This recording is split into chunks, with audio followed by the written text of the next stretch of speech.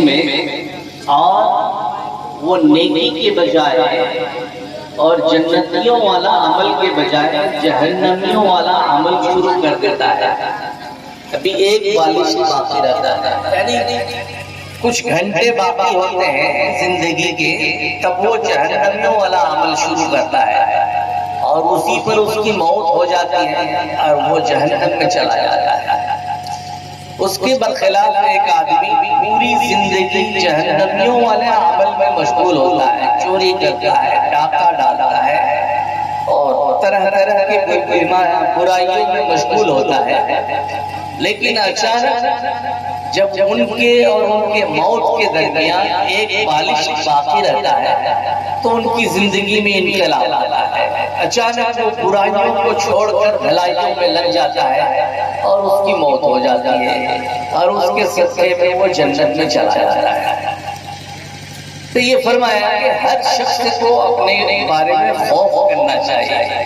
کسی کو اپنے اوپر کوئی خود اعتمادی نہیں ہے، کسی کو اپنے اوپر کوئی فخر نہیں ہے، کوئی غرور نہیں ہے. اگر آدمی کی موجودہ حالات بہت اچھا ہے لیکن انہیں بھی اپنے آخری حالت کے بارے میں خوف کرنا چاہیے، ڈرنا چاہیے. پتہ نہیں آخری لمحات کیسے گزریں گے. تو میرے محترم بزرگ اور دوستوں، میں حافظ پھول صاحب رحمۃ اللہ علیہ کے اہل خانہ کو اور ان کے جملہ متعلقین کو میں تعزیت مسنونہ پیش کرتا ہوں. محترم بزرگ و دوستو، آدمی پر جب مصیبت اور غم کے پہاڑ آتے ہیں، اچانک ان سے آشنا ہوتا ہے، اچانک غموں سے ملاقات ہوتی ہے، تو یہ فطری بات ہے، انسان ٹوٹ جاتا ہے، انسان کی ہمتیں جواب دینے لگتی ہے اور آدمی پھر سوچ لیتا ہے اب مجھے خوشی کے ساتھ زندگی نہیں گزارنا ہے، اب مجھے شادی نہیں کرنی ہے، اب مجھے اچھے کپڑے نہیں پہننے ہیں، اچھا کھانا نہیں لینا ہے. لیکن اللہ تبارک و تعالی ایک دن گزر جانے کے بعد وہ بوجھ ہلکا کر دیتا ہے. کل کچھ تھا اور ایک دن گزر جانے کے بعد وہ غم ہلکا ہو جاتا ہے، آدھا ہو جاتا ہے، پھر تیسرے دن بھی اس سے بھی آدھا ہو جاتا ہے. اس طرح سے اللہ تبارک و تعالیٰ پھر ہلکا فرماتے ہیں. میرے محترم بزرگوں اور دوستوں، میں نے جو مقولہ آپ کے سامنے پیش کیا تھا کہ اصل خاتمے کا اعتبار ہے، اور ایک حدیث شریف آپ کے سامنے پیش کیا ہے کہ کسی کو اپنے بارے میں کوئی حتمی فیصلہ کرنے کا کوئی حق نہیں ہے. پتہ نہیں آخری لمحہ کیسا ہوگا اور کدھر گزر جائے گا، یہ کسی کو پتہ نہیں. اگر خدا نخواستہ کوئی آدمی پوری زندگی نیک اور پارسا اور بزرگ تھا لیکن آخر میں انقلاب آ گیا اور اس کا انتقال برائیوں پر ہو گیا، تو وہ ابد الآباد تک اس برائی کا عذاب اور بدلہ پاتا رہے گا. اور کوئی برا آدمی تھا لیکن اچانک انقلاب آیا، بھلائی کی طرف آ گیا ہو، تو پھر ابد الآباد تک اس بھلائی کا بدلہ پاتا رہے گا. پہلے کیا کیا اس کا کوئی اعتبار نہیں، اصل خاتمے کا اعتبار ہے.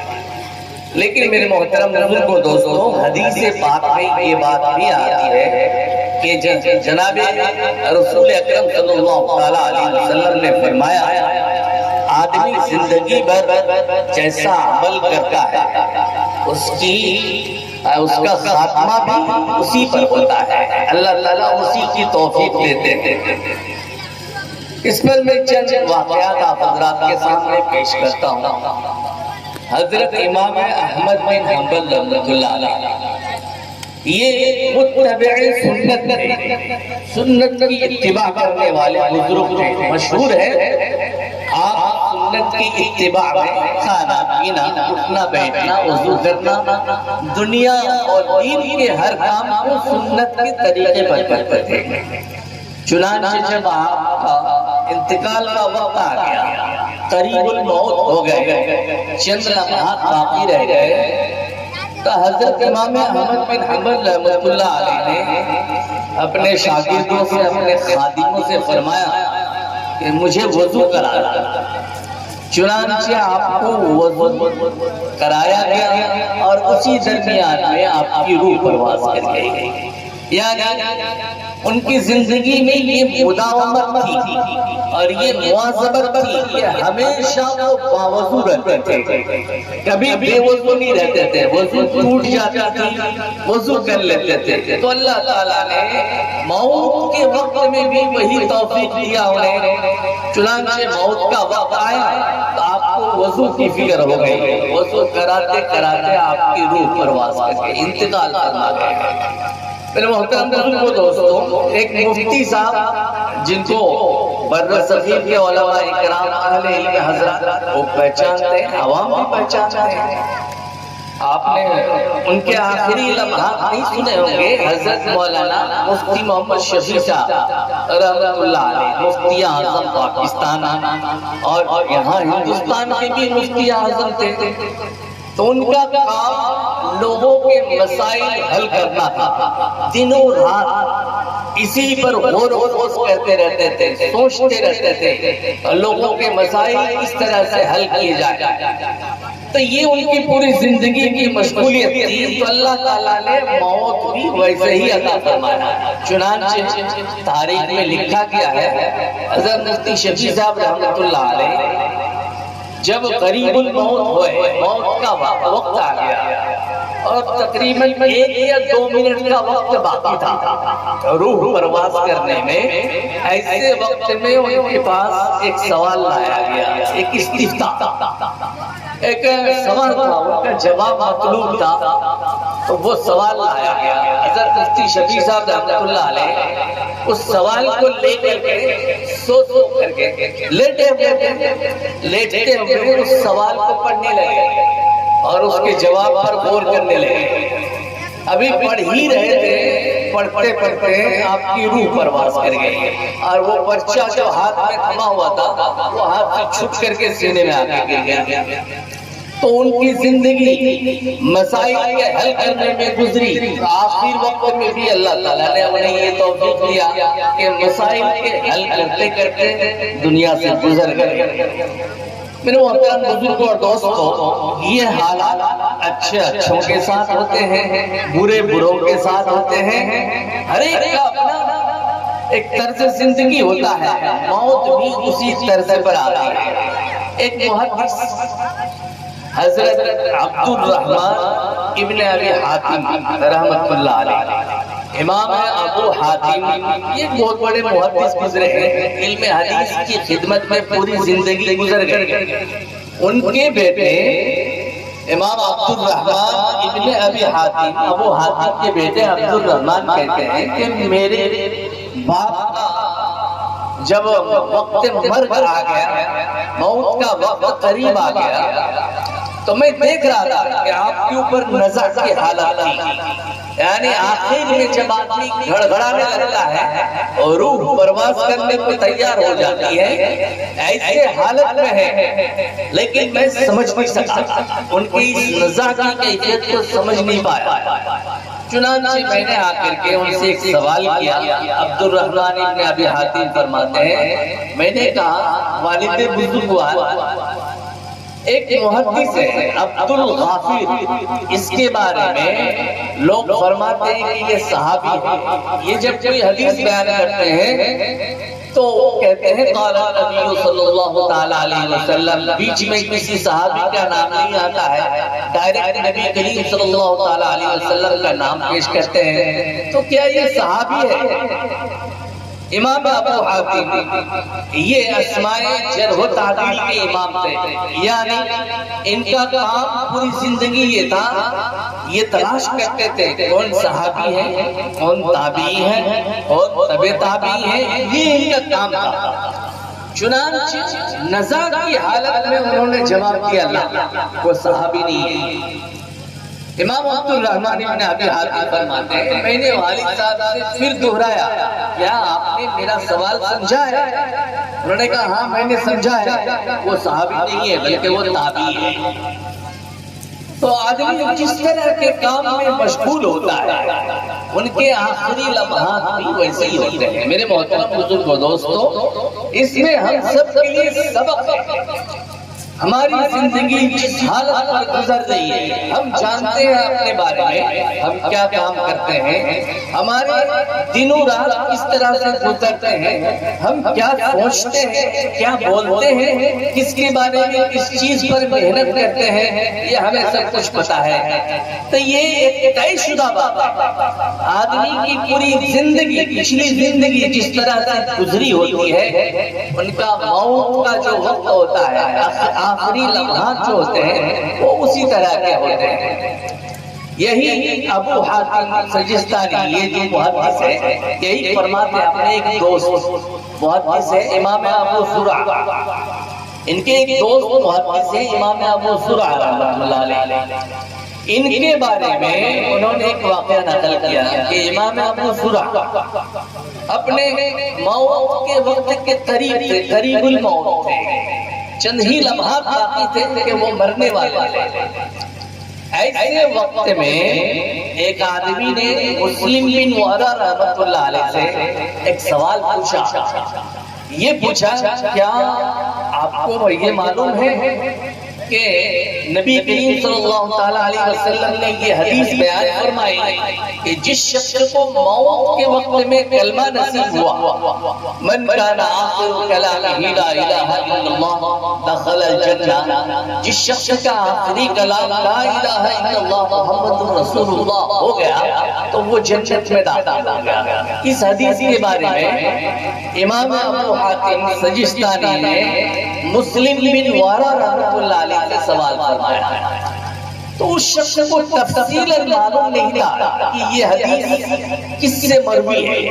چنانچہ وہ جواب دینے لگے، شاید کہ معاذ بن جبل رضی اللہ تعالیٰ عنہ کے توسط سے یہ حدیث مروی ہے۔ تو یہ جو امام ابو زرع رحمۃ اللہ علیہ یہ نزع کے حالت میں تھے، قریب الموت تھے، موت کے چند لمحات باقی تھے۔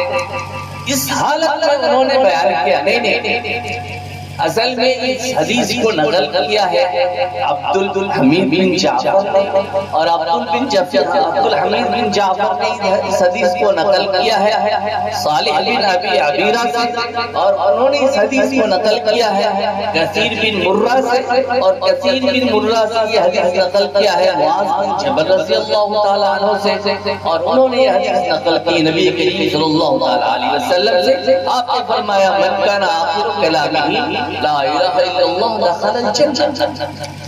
تو یہ آدمی کی مشغولیت ہوتی ہے، جو آدمی جس کام میں مشغول رہتا ہے یہ جان لے کہ آخری حالت بھی اسی پر ہو۔ چنانچہ تاریخ کے اندر ایسے واقعات بھرے پڑے ہیں۔ جناب، جب کوئی شرابی موت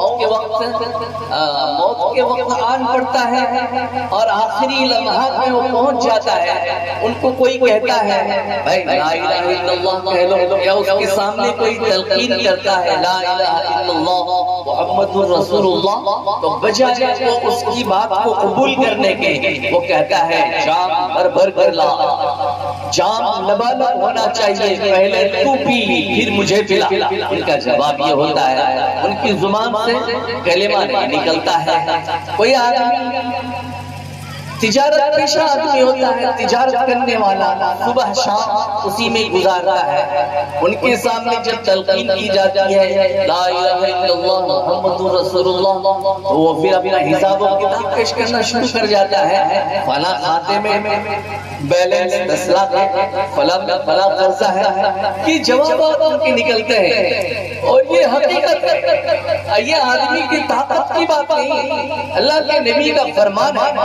جب آدمی جس طرز پر اپنی زندگی کو چلاتا ہے اور یہ سوچتا ہے آخر میں توبہ کر لیں گے، ایسا ہوتا نہیں۔ توبہ آدمی کرتا ہے تو آج بھی کرتا ہے، بعد میں توبہ ہوتا نہیں۔ اللہ تعالیٰ انہیں توبہ کی توفیق نہیں دیتے ہیں۔ اس لیے میرے محترم بزرگوں اور دوستوں، اگر ہم آخری لمحات کو کامیابی سے پار کرنا چاہتے ہیں، ہم اگر چاہتے ہیں کہ ہماری موت ایسی ہو کہ زبان پر کلمہ لا الہ الا اللہ، ہماری موت بعض حضرات یہ تمنا کرتے ہیں کہ ہماری موت نبی کے شہر میں ہو، نبی کے قدموں کے خواب میں ہماری موت لکھی ہو، ہم وہاں مر جائیں، ہمارا قبر جنت البقیع میں ہو۔ تو میرے محترم بزرگ کو دوستو، بہت اچھی تمنائیں ہیں، لیکن اس کے لیے ضروری ہوتی ہے پھر اللہ کے نبی کے محبت کو اپنی زندگی میں لائے، اپنے بارے میں فکر کرے کیا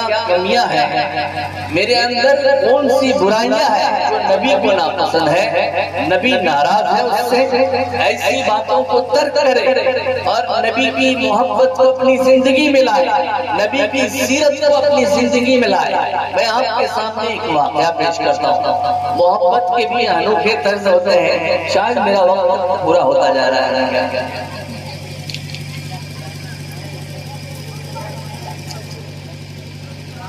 تفسیر حلبی میں ایک واقعہ نقل کیا ہے، نبی کریم صلی اللہ تعالیٰ علیہ وسلم کے محبت کے طور طریقوں میں ایک بڑے محدث جو بہت اونچے درجے کے محدث تھے، اور ایسے محدث جن کے شاگردوں کی تعداد ہزاروں نہیں لاکھوں میں مشہور زمانہ، جیسے ایک محدث ہے ابن ہشام، ایک محدث کا نام ہے علامہ ابن شہاب زہری۔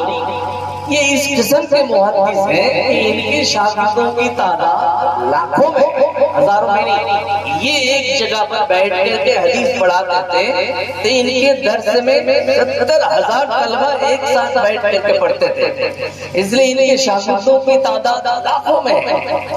ایسے ایک محدث جن کے شاگردوں کی تعداد لاکھوں میں ہے، وہ حج کے لیے روانہ ہوئے، اور حج کرتے کرتے زیارت مدینہ صلی اللہ تعالیٰ علیہ وسلم کے لیے وہ تشریف لے گئے، وہاں وہ زیارت کرتے روضہ میں پہنچے، اور روضہ میں پہنچنے کے بعد تھوڑا سا موقع نکل کر کے جنت البقیع میں گھس گئے، جنت البقیع میں قبروں کی زیارت کرنے لگے، اور زیارت کرتے کرتے کرتے کرتے اس قبرستان میں الگ ایک طرف نکل گئے، یعنی شاگردوں سے دور نکل گئے۔ ان کا مقصد ہی یہ تھا کہ زیارت جنت البقیع کے وقت میرے پہچاننے والے یا میرے شاگردوں میں سے کوئی میرے پاس نہ ہو، دور نکل گئے اکیلے میں، اور گھس گھس اندر چلے گئے۔ اندر جا کر کے وہ چپ چاپ ایک جگہ پر کھڑا ہو کر کے دیکھنے لگے، کوئی میرا شاگرد مجھے دیکھ تو نہیں رہا، کوئی میرا مرید مجھے دیکھ تو نہیں رہا، کوئی بھی دیکھنے والا تو مجھے دیکھ نہیں رہا۔ پوری طرح سے اطمینان کر لیا کہ کوئی مجھے دیکھ نہیں رہا۔ جنت البقیع کے کونے میں انگور کا ایک درخت لگا ہوا تھا، اس میں انگور کے خوشے لٹک رہے تھے۔ اس نے کیا کیا، اس میں سے کچھ انگور توڑ کر کے جلدی سے پاکٹ میں ڈال دیا، اور ڈال کر کے چپ چاپ ہو گئے۔ پھر جو ہے زیارت کرنے لگے، جیسے کسی کو پتہ ہی نہیں انہوں نے انگور توڑ کے پاکٹ میں ڈالا ہے، چپ چاپ ہو گئے۔ لیکن اللہ کا کرنا یہ ہے، کسی نے دیکھ لیا، اور دیکھ کر کے بڑی بدگمانی کی، اتنا بڑا محدث، پورے عالم پر بھاری اتنا بڑا محدث، اور یہ ارے ان کو اگر انگور چاہیے تھا، مجھے اشارہ کرتے، مجھ خدام کو اشارہ کرتے، انگوروں میں ڈبو دیتا ہے۔ لیکن یہاں جنت البقیع میں قبرستان میں آ کر کے جناب انگور کا خوشہ چھپا کر کے پاکٹ میں ڈالا ہے، اور یہ دیکھنے والے نے بدگمانی کی، اور بہت زیادہ بدگمانی پر اتر آئے، اور انہوں نے لوگوں سے کہہ دیا، آہستہ آہستہ پورے مدینے میں چرچا ہو گیا۔ اب تو بیچارہ منہ کہاں چھپائے، ایک تو نامور آدمی، ہر آدمی پہچانتا ہے اس کو، بس اس کا نام بولنا ہی کافی تھا، اور اوپر سے یہ چوری والا واقعہ، تو منہ چھپانے کو جگہ نہیں ملا بیچارے کو۔ آخر میں وہ مجبور ہو گئے، بولے اگر میں مجبور نہ ہوتا تو اپنا یہ دل کا داستان کسی کو نہ سناتا کہ میں نے یہ کیا ہے، کیوں کیا، اس کی وجہ نہ بتاتا، لیکن آخر میں مجبور ہوں۔ میرے اپنے جاننے والے، مجھے پہچاننے والے، میرے مزاج کو سمجھنے والے بھی بدگمان ہو گئے کہ یہ استاد اس طرح سے یہ حرکت۔ تو انہوں نے فرمایا کہ ایک حدیث میں ہم نے پڑھا ہے، ہم نے پوری زندگی حدیث پڑھی ہے، پڑھایا ہے، لاکھوں ہمارے شاگرد ہیں. تو میں نے ایک حدیث میں پڑھا ہے اللہ کے نبی کریم صلی اللہ تعالیٰ علیہ وسلم نے فرمایا ہے کہ قیامت کے دن جب اللہ تعالیٰ فیصلہ فرمائیں گے، لوگوں کے قضایا حل کریں گے، معاملات کا تصفیہ ہوگا، تو اس دن چور کو اور مالک کو آمنے سامنے کھڑا کیا جائے گا. جس نے کسی کی کوئی مال چوری کی ہوگی اس چور کو کھڑا کیا جائے گا، اور جس کا مال چرایا ہے اس مالک کو کھڑا کیا جائے گا آمنے سامنے. وہ محدث فرماتے ہیں میں نے یہ حدیث پڑھی اور پڑھنے کے بعد یہ منصوبہ بنایا ہم نے کہ ہم تو ایک تابعی، بیچ میں صحابہ کا دور ہے، صحابہ نے نبی کریم صلی اللہ تعالیٰ علیہ وسلم کی زیارت فرمائی، ہم نے تو نہیں دیکھا نبی کو، اور ہمارے اعمال اتنے تو اچھے نہیں ہیں کہ ہم قبر میں جنت میں جا کر کے نبی کی زیارت کر لیں. بڑی مشکل ہے، آخر ہماری آنکھیں ترستی رہ جائے گی اس طرح سے میں نبی کی زیارت کروں، میں تو دور ہی رہ جاؤں گا اس فضل سے.